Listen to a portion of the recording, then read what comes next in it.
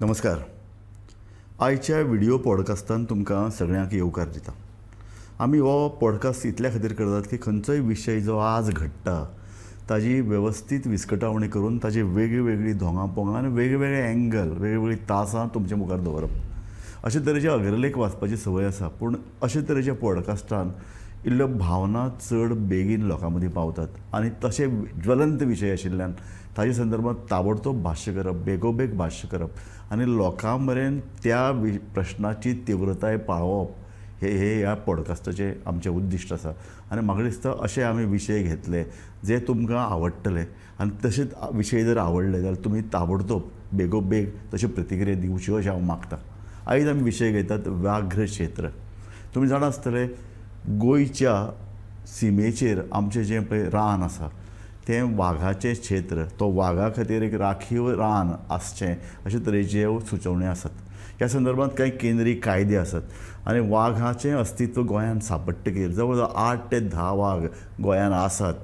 हें अस्तित्व सांपडटकीर केंद्र सरकारान ठरयल्लें की गोंयान व्याघ्र क्षेत्र जाहीर करप. त्या संदर्भांत सरकार सतत दाखयलिपय करीत आसा. सरकाराच्या मंत्र्यांनी म्हणलें की गोंयांत वाघच ना.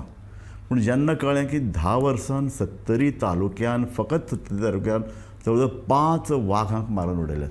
हाजो अर्थ असो की तें वाघाचें अस्तित्व थंय आशिल्लें. आतांय वाघाचें अस्तित्व इतल्या खातीर आसा की कारण रान खात्यान थंय सद्याचे कॅमेरे लायल्यात, थंय वाघ आसात अशे तरेचें शाबीत जाल्लें आसा.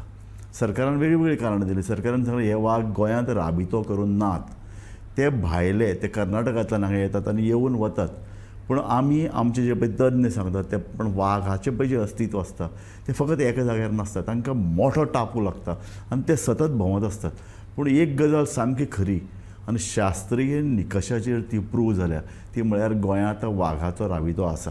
ताका लागून जेन्ना केंद्र सरकारान म्हणलें की गोंयांत राखीव वाघाचें रान आसपाक जाय तेन्ना राज्य सरकार सतत टोलाटोली करीत रावलें आनी ताज्या उपरांत जवळ जवळ 3 म्हयने पयलीं गोंयच्या हायकोर्टान गोंयाक 24 ऑक्टोबर मेरेन मुदत दिल्ली व्याघ्र क्षेत्र जाहीर करपाची. 3 म्हयने सोंपले. ताजे उपरांत सरकारान कांयच करूना. सरकारान एक सादें एप्लिकेशन हायकोर्टान दिवन दवरलें. ते एप्लिकेशनाची प्रत जे हायकोर्टान गेल्ले त्या गोवा आमची जी पळय संघटना आसा क्लाउड आल्वारीस चलयता त्या संघटनेक कांयच कळोवंक ना. आनी ताका लागून जालें अशें की जेन्ना मुदत सोंपली त्या दिसा खरें म्हळ्यार गोंय सरकारच्या प्रतिनिधीन हायकोर्टांत उबें रावन सांगपाक जाय आशिल्लें की आमी अशे तरेची मुदत मागल्या किंवा मुदत वाडोवन दिवची हाजे खातीर एप्लिकेशन केलां. सरकारान ती करूं ना. ताका लागून हायकोर्टान ताची दखल घेवना आनी ताज्या 8 दिसां उपरांत आतां क्लॉड आल्वारीस आनी तांची संघटना हायकोर्टान गेल्या बेअदबी खातीर. कारण सरकारान आदेश दिवनय गोंय सरकारान तो पाळूंक ना. त्या संदर्भांत सतत सुनावणी चलता आनी गोंय सरकारान जें पळय जी जाप गोंय सरकारान दिल्या ती सामकी खरी न्हय, दाखय लिपय करपी अशे तरेची जाप आसा. देखून ताजे संदर्भांत विस्तारान चर्चा जावपाची गरज आसा. गोंय सरकारान कितें म्हणलां? गोंय सरकारान म्हळां की आमी जरी वाघा संदर्भांत गोंय सरकार कांय उलयना. लक्षांत दवरा, गोंय सरकार रानवटी जनावरांचो सांबाळ आनी संवर्धन करपा खातीर फावो ते उपाय घेता. म्हळ्यार कितें? रानवटी जनावर जेन्ना म्हणटात ताजे सगळ्यांत ताजे शिखराचेर आसता वाघ आनी ताजे सकयल सगळीं जनावरां येतात आनी ताजे सकयल मनीसय येता. लक्षांत दवरात, जेन्ना वाघाचें संरक्षण आमी करतले तो आमी सगळ्या बाकीच्या जनावरांचें संरक्षण करपाक पावतले. म्हणून वाघ ही जी पळय साखळी आसा रानवटी जनावरांची तातूंत भितर वाघ सर्वोच्च म्हत्वाच्या पदार आसा आनी म्हत्वाच्या जाग्यार आसा. म्हणून वाघाचें संरक्षण जावप म्हत्वाचें. वाघाचें संरक्षण जालें जाल्यार हरणाचें संरक्षण जातलें. हरणाचें संरक्षण जाल्यार बाकीची पळय जी ल्हान सावदां आसात तांचें संरक्षण जातलें अशें आंतरराष्ट्रीय तज्ञ म्हणटात. म्हणून वाघ म्हत्वाचो. आनी इतलेंच न्हय, वाघाचो सांबाळ जर जातलो जाल्यार रानांचो सांबाळ जातलो. रानांचें सांबाळ जातलो जाल्यार पर्यावरणाचेर पळय जो हावळ येता, पर्यावरण ना जायत आसा ताजें परस व्हडलें संकट आसा तें हवामान बदलाचें. तुमी पळयतात हवामान बदल इतल्या वेगान जाता की आमी जेन्ना उलयतात तेन्ना भायर पावस पडटा. खरें म्हळ्यार ह्या म्हयन्यान नोव्हेंबर म्हयन्यान अशे तरेचो पावस पडनाशिल्लो, पूण ऑक्टोबर मेरेन पावस पडत रावलो आनी पावस परतो वचत ना अशे तरेची वातावरण निर्माण जालें. आनी परत आतां नोव्हेंबरान 2 दीस पावस पडटा आनी तज्ञांनी आमकां सांगून दवरला हो जो पळय पावस पडटा तो हवामान बदलाची सुलूस आनी हवामान बदल वेगवेगळे रुपां घेवन गोंयांत आयला आमी पळयलां. 2 वर्सां पयलीं 70 इतलो पावस पडलो, सबंद दोंगराचे दोंगर सकयल पडले, चिखोल जालो आनी घरां ती मातयेची घरां ती मातये भरवण जाली. कांय वर्सां पयलीं काणकोणां असोच सामको ढगफुटी टायप पावस पडिल्लो आनी मोठ्या प्रमाणाचेर थंय आवार आयिल्लो. अशे तरेची न्हंयो आमच्यो मोठ्या प्रमाणार व्हांवतात. दर्याचें उदक वयर सरपाक लागलां. सी लेवल रायज हो आज जगांतलो एक मोठो हें संकट जावन पडलां. हें सगळें हो जो इबाड जो पर्यावरणाचो आसा तो जर ना करतले जाल्यार आमच्या मुखार प्रश्न आसा तो रानां सांबाळून दवरपाचो. आनी रानां सांबाळून दवरपाक एक आमकां एक निमित्त लागता न्ही. आमी गोंयांत रानां कशीं सांबाळून दवरतले. तुमी जाणात आमी जेन्ना गोंयची पळय जमनी तांचें रुपांतरां शेतां भाटां ना करून उडोवपाचें जे पळय सांवार आयिल्ले भशेन आमच्या राजकारणाचेर आनी सरकाराचेर पळय जो खेळ आयला तो खेळ आमी फाटले 20 वर्सां पळयतात.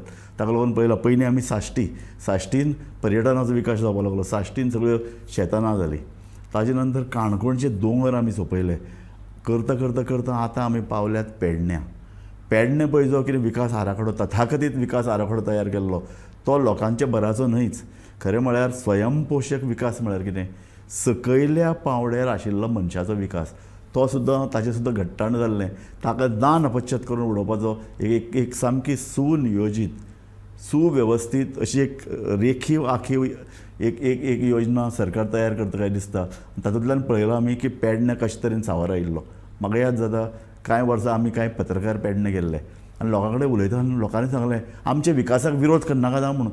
तांकां दिसलें पत्रकार किंवा अशे तरेचे पर्यावरणाची जागृती करपी जे पळय पत्रकार आसात ते सतत अशे तरेचे जे पळय व्हडले व्हडले प्रोजेक्टाक आसता ताका विरोध करतात.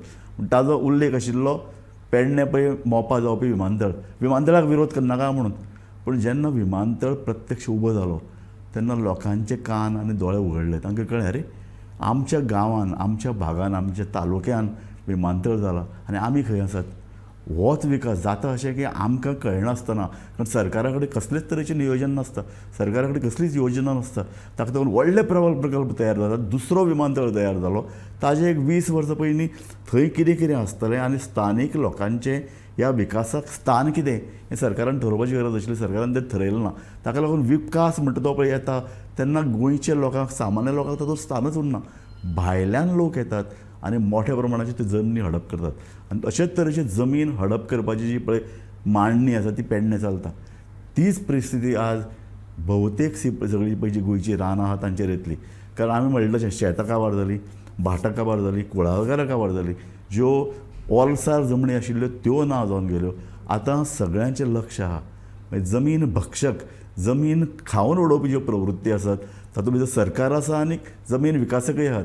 ह्या दोगांची नजर पडल्या आतां गोंयच्या रानाचेर आनी रानां खावन उडोवप. तुमी आमी कांय दीस पयलीं पळयल्लें 70 आनी गोंयच्या राखी रानांनी मोठ्या प्रमाणाचेर उजो लागताले. हे कोण लायताले ताजेर निमाणे मेरेन सोद लागलो ना. पूण आमकां दावट आसा, आमकां दुबाव आसात की ही रानां हे जमीन भक्षक सरकारच्या कांय प्रतिनिधीक लागीं घेवन रानाक उजो लायत आसात. येदे मोठे रानाक उजो लागिल्ले 70च्या कांय रानान की भोवतेक मोठ्या प्रमाणाचेर रान ना जावन गेलें. ह्या फाटभुंयेचेर वाघाचे रानांतलें अस्तित्व आमी नियाळून पळोवपाची गरज आसा. वाघ आमकां कित्याक जाय? कारण वाघाच्या निमतान रानां सांबाळटालो. वाघाच्या निमतान वन खातें थंय इल्लें चड सक्रीय जातलें. वाघाच्या निमतान लोकांचें सुद्दां जें पळय आक्रमण जालां. राजेंद्र केरकरा कडेन हांव सतत ह्या विशयाचेर उलयतां. राजेंद्र केरकर ह्या रानांनी सतत भेट दिता. राजेंद्र केरकरान सरळ सांगलां 20 वर्सां मेरेन ह्या रानांनी कसल्याच तरेचो लोकांचो सहभाग नासतालो. लोक रानाचे परस भायर आशिल्ले. पूण हळू लोकांनी बागायती खातीर रानांचेर आक्रमण करपाक सुरवात केली आनी 70च्या मोठ्या प्रमाणाचेर ह्या रानांनी लोक भितर घुशिल्ले आसात. देखून ह्या लोकांच्या जमनी संदर्भात आतां परत विचार करपाची गरज निर्माण जाल्या. लोक येतात आमच्या रानांनी म्हणटात वाघ येतात. अरे तुमी वाघाच्या जमनीचेर आक्रमण केलां आनी तुमी तांकां मारून उडयतात. येदो व्हडलो वाघाक मारून उडोवप हो सद्या एक मोठ्यांतलो मोठे गुन्यांव आहा. लक्षांत घेयात. इतले खर कायदे आसात पूण आतां फाटलीं 10 वर्सां जालीं केस चालूच आसा. त्या संदर्भात कोणाक सगळ्यांक म्हणजे कोणाचेर कसलो हें येवना आळ येवना. जवळ जवळ सरकार ह्या लोकांक साल्वार करूंक सोदता कितें अशे तरेची परिस्थिती आसा. आनी ह्या फाटभुंयेचेर हें राखीव रान वाघाचें राखीव रान जावप काय ना हो प्रश्न आसा. हो फक्त 70 किंवा ह्या रानांच्या हद्दीर रावपी लोकांचो प्रश्न न्ही. लक्षांत घेयात हो सबंद गोंयचो प्रश्न. तो सगळ्यांक लागता. मडगांव काणकोण मेरेन रावपी लोकांक लागता. इतल्या खातीर कारण जेन्ना वातावरण बदलाचे संघर्श जेन्ना येतले ते फक्त सत्तरीचेर येवचे ना, ते सबंद गोंयचेर येतले. दर्यावेळेचेर रावपी लोकांचेर येतले, सबंद रानांच्या कडेनी रावपी लोकांचेर येतले. देखून सबंद गोंयच्या अस्तित्वाचो असो प्रश्न हो हांव अशें म्हाका दिसता आनी हांव तोच तुमचे मुखार दवरूंक सोदतां. वाघाचें राखीव रान आमकां जाय.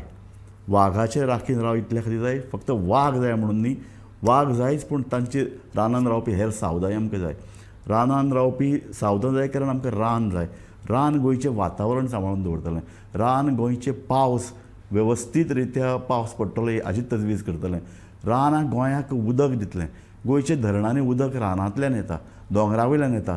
हे दोंगर शाबूत उरपाक जाय. म्हाका दिसता म्हणून वाघ हो मनशाक वाटयता म्हणून वाघ जाय. वाघ हो गोंयचें वातावरण निर्माण जें पळय जाता ताचो सांबाळ करता, ताचें संवर्धन करता म्हणून आमकां वाघ जाय.